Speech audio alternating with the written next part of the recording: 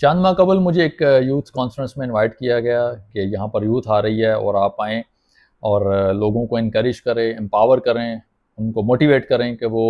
Modern skills की तरफ जाएँ, वो एजुकेशन की तरफ जाएँ। तो ड्यूरिंग पैनल डिस्कशन एक नौजवान वहाँ पर उठे और कहते हैं कि हमारा जो ध्यान है वो इसीलिए एजुकेशन की तरफ नहीं है, मॉडर्न डे स्किल्स की तरफ नहीं है, साइंस की तरफ नहीं है, क्योंकि हम एक आर्टिस्टिक नेशन है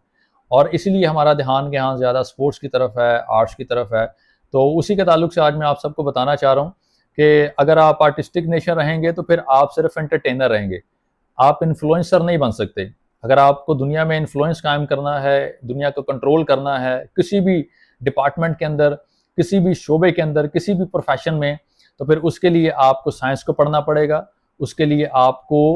नई-नई इजादात करनी पड़ेंगी, उसके लिए फिर आपको मेडिकल साइंस में कोई दवाइयाँ ऐसी इजाद करनी पड़ेंगी जो आज तक किसी ने इजाद नहीं की।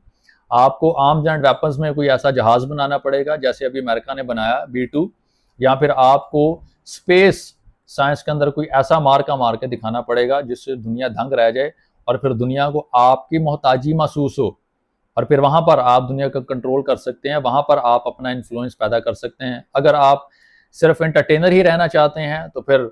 बिल्कुल आप आर्ट्स ही सीखें, आप स्पोर्ट्स ही सीखें, लेकिन अगर आप दुनिया में इन्फ्लुएंस कायम करना चाहते हैं then you have to move forward और फिर आपको दुनिया में वही सब कुछ करना पड़ेगा जो आज दुनिया इन्फ्लुएंस पैदा करने के लिए कर रही है। Thank you so much.